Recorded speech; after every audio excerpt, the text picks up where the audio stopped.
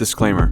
The views and opinions expressed in this presentation are those of the author and do not represent the perspective of any organization or association.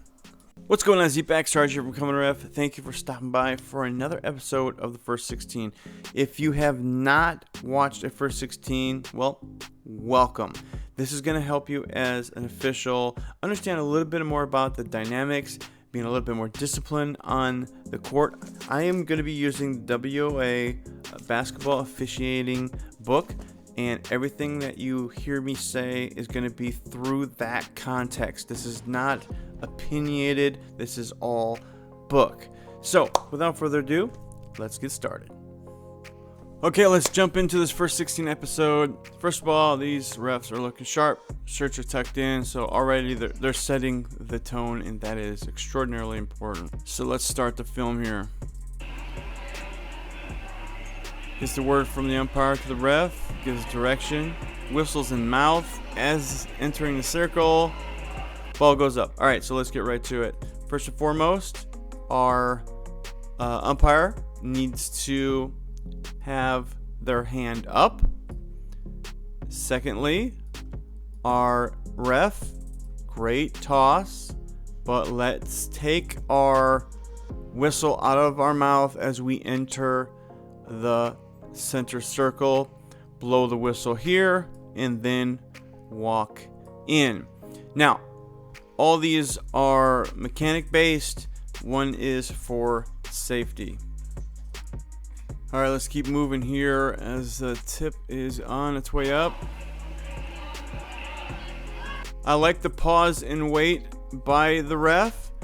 And here's one thing I'll note, that when I step back, I glance over at the board and I initiate or reinforce the direction of the arrow.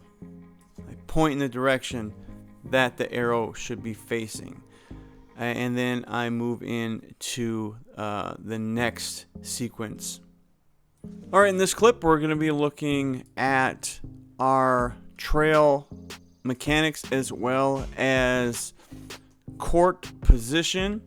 And a little bit further on here, we're going to focus on our lead and the response to the trail mechanic. So let's roll the tape here. First and foremost, we are looking straight at the player. Now, our primary is here. Okay? And so if our focus is completely here, we still have stuff that we need to take accountability in this area, even though our lead has really good look on the area. So let's get in a better position so that we can take accountability for our primary area. All right, moving on here. Shot goes up. What do we have here? We have a college 3-point attempt, and that is not going to work. We make sure that we're doing the right mechanic. Our NFHS mechanic here will give you that example, and the other one is college. Okay, let's keep rolling the film here. Ball goes in, signals the make. And even though this is great communication between the refs, the lead does not mirror the make. Okay, so let's just get this one out of the way because it happens a lot in this game. So we have our primaries, and below this free throw line extended, if our lead does the 3-point attempt and then make, we are going to have a response and mirroring that to the board. And so if we have the make here, as I said previously, we will not have a mirror. And that is this particular clip. So focusing on the mechanics that are right and understanding when to mirror and when not to. Alright, moving on here. In this clip, we're going to be focusing on how we communicate better to our partners, also being patient and getting all the information before we're bringing in the ball. So here we go. Ball goes out on white. Indication to the spot where it's going to be taken out by the new trail. And so this is great communication to the lead, but there's a little confusion of what way they're supposed to go. So let's keep on moving here. Okay, so we have the lead on the floor. We have the trail bringing in the ball. And it's basically not coordinating with each other to get this right. Moving on to the next portion is really important as well, because we have a floor mechanic we need to do. So now we squared away. All right. Now, it's important to note that coming up, trail is going to have the sideline to make a ruling. All right. But what we want to do here is always remember that the lead is going to come over here and bump and run our old trail, and the trail is going to go down to become the new lead. So keep that in mind when these situations happen. It's really important. Okay, in this clip, I want to discuss why we are doing the count toward the bench, because you give them the best opportunity to see the count, the coach, the fans, and the board. I also recommend that you do this in consideration to an on the ball 5-second call. Now, the reason why I say consider is because it is not really defined in the book that we use for NFHS mechanics. But most of the good officials understand why we do this and will utilize this in context when they're evaluating. Okay, in this clip, we're going to be focusing on how to take out the ball during a throw-in. First and foremost, we're going to make sure we get a good amount of separation from the player. Then we are going to bounce. Then we're going to go into our hand up. So that is important right off the bat. So let's get the clip going here. All right. We're going to bounce the ball. So we got a screen coming up here. It's going to happen right about there. Okay. So we have a really good visual on this. This is good. I like this. But if you're going to call this call, and it's the right call, make sure you're strong. Okay. Pointing at the player, obviously guilty party. Raising your hand.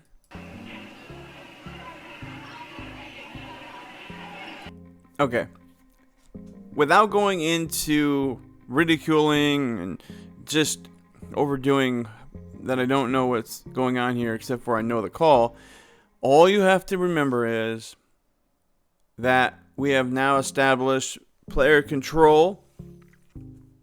Oh, and then just point at the direction of where the ball is going to be taken out. Stop and do all these things. Don't just glide in and flow away.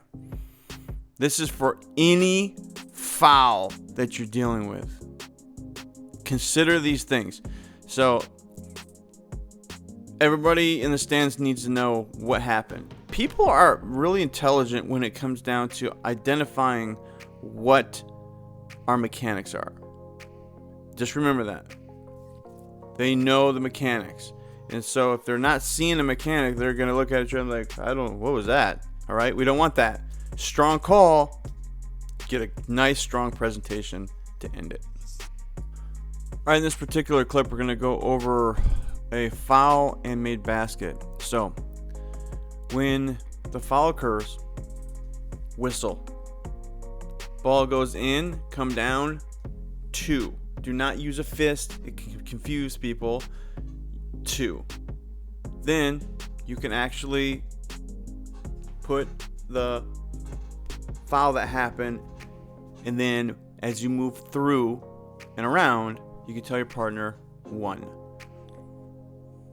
So let's hit the tape here. Whistle. Just use your other hand. Say 1. And now we're going to go to the board. Okay, so when we get to the board, we need to make quick, calculated mechanic. Count the basket. Foul on white. 34 on the arm. 1 shot. Flip around. 1 shot. And we're going to do this stopping, not rolling in. And also, given the fact that our box for reporting is in this area, you don't need to go all the way over here. You can come over here and stop, and then from there indicate the sub in, and then go from there. So this is really all about cleaning it up and really making sure that you're articulating and the fans know and you're not rushing. Okay, in this particular clip, we're going to be focusing how we can be a better trail official, utilizing the floor to get the best look for matchups and supporting our lead official. All right, here we go.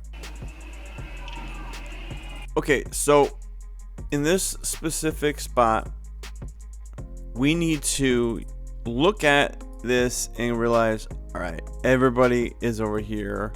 I have one matchup over here. So what do I want to do? I want to drop.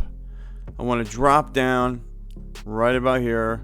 Free throw extended. Get a good look at, if the shot goes up, a good free throw extended look can get a good rebound look. All right, let's keep on going. All right, so now we got a good spot. This is good watching moving. Okay, so when we have now not really did much of that movement, now we're sort of just wandering and moving into the middle, which, if we think about it, are we helping in any capacity? 100% no. This is sort of like a mid-bail. So as I was saying, to solve all these problems, to not get caught in no man's land, let's just drop, get involved in the play. What's happening here? What's happening here? You have no matchup really out here. So let's get involved and attach ourselves to what's happening. All right, in this clip, I'm going to share with you, sometimes we just don't need to do things that are unnecessary with our hands, or things that we've seen on TV, or emulate things, okay?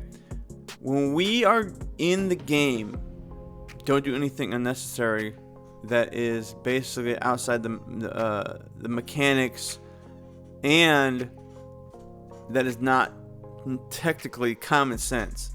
So here we go. Roll the tape. Alright, ball's coming up. Okay, so I got in trouble for this a long time ago. It is quite obvious that everybody in the stands knows that he's not within close range for a count. Now, let's even break it down further. How can you better acknowledge this and get it right? free throw extended all the way up to the outer circle here is 6 feet. So remember, you don't need to keep busting your hands out every single time. It's not necessary. And I know this is a little ticky-tack, but I was really harped on about doing it because I felt like it was really part of the game and trying to be all involved. No. Do not do it unnecessarily. Some refs that have come around even say, don't do it. So what I'm saying in this particular thing is, we all know that this is not within the distance. So, unnecessary hands out, don't do it. Okay, in this clip, we're going to talk about something that's probably going to upset pretty much 85% of the officials out there. But we're going to be talking about the brush mechanic. And we all know what that is. Maybe if you don't, it's this. We call it the tip. Now, it is in the NFHS rulebook number 14. But how we use it is essentially the important part of it. So let's watch this and let's break it down. Shot goes up. Alright, we have lead doing the brush. We have trail doing the brush. Okay, I implore you to eliminate this from your mechanics and only use it in specific situations that you have the ball that is being in possession, let's say, of the black team has the ball and the ball is loose, but then white hits it in the back court, and then that is telling everybody around you that team, the black, can go gather it. So do not use this. I have tried my hardest to convince other officials to not use this. I have tried to convince myself in situations to break this habit. The brush tip is a no-go. Please remember this. It is in the book, but we must use it correctly every time. All right, in this clip, we're going to look at a great call and mechanics. Yes, a positive. But I want to reinforce that the NFHS has went toward combining the team and player control. But we'll get to that in a second. So here we go. Play the tape. Good movement. A great strong arm up. Moving on here. Push. Great push out. I would only say one thing. Let's go. So back then, this player control was the fist forward, so we would bring it down a little bit. But now we have both of these combined, and according to NFHS, we have the hand behind our bat head and push. So let me show you that mechanic. Okay, let's take a peek at this. Elimination of team control and signal. The player control foul signal, hand behind the head, will be used to indicate a player control foul as well as team control foul. The punch signal used in the past to indicate a team control foul was confusing and often used inappropriately. I'm going to give my opinion. I still like the punch. But the rules are the rules, and the mechanics are the mechanics. So that's what we'll stick with. Let's continue. We're going to go over and tell the board. Honestly, such a great call. And everything looks strong. from the position that this official is at, take 4 steps over, turn around, be like, white 23, player control, sideline, and then go down. When you put these together, it shines. It looks good. So take that in consideration. All right, in this play, I'm going to go over something that has been pretty much a common thread in this film that I haven't really touched on, but I'll do it now. So, first and foremost, ball watching is a big no-no. And when you ball watch, you make this mistake.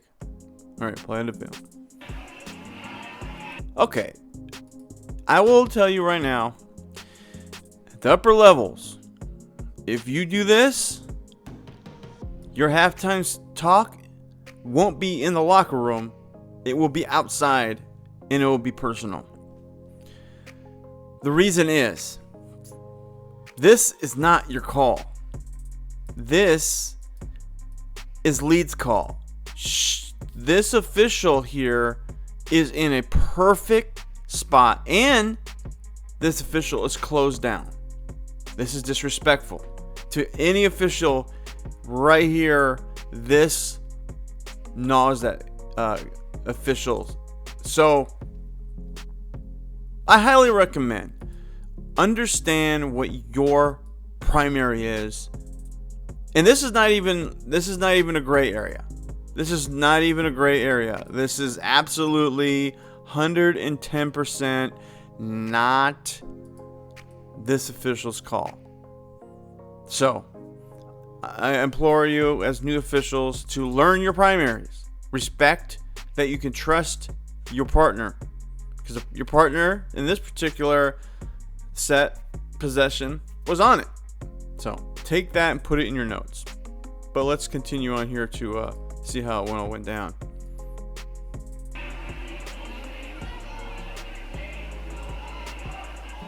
Yeah, so trying to control the narrative is not going to suit well with your partner. Specifically, if you get in the upper levels, even if I come across you in the JV level, we're still going to have a conversation about this. And we're going to talk about it professionally and bring out the book. And I'm going to tell you, here are a couple things that we need to work on so we get on the same page. Keep that in mind.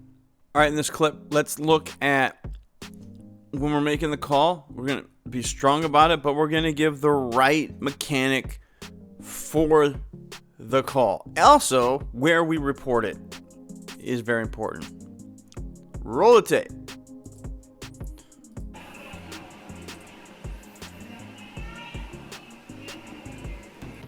Okay, so strong call, push off. So if this is a player control, then behind your head and forward. Back then it was fist out. But now let's think about where we're going to report. Stop right there. There is a good sort of indicator of where your box is. If you see the volleyball court, this is sort of a really good indicator. So you have a clear understanding that you don't need to walk all the way up here to deliver your message. So walking all the way up to the 28 to give a message and the wrong mechanic is not necessary. Keep that in mind. Alright, Z-Pack, I hope this episode has helped you better understand some of the mechanics, floor movements, and the discipline that it takes to step up your game. I want to reinforce something to all of you that are watching this. You're doing the right thing. You're spending the quality time to get better so you can get to the next level. I also want to share with you that this is reinforcing to me what I need to do as well. I'm not perfect. I continually read. I watch film. I listen to other officials. I'm constantly working the idea of the more I watch, the more I study, the better I get. Never stop learning. Always continue the grind. And if you're the kind of official that feels like you're just not getting the opportunity, sometimes you got to build that opportunity through the evidence of your work ethic. So it starts here, and that is where we all start in life. We got to find a spot, and you being here, it's a good start. Other than that, thanks for stopping by. Have a good one. Make sure you go to www.comeonrefs.com. There's more content there, as well as the Facebook for all content coming out through the week. Thanks for stopping by. Have a good one, everybody. Peace out.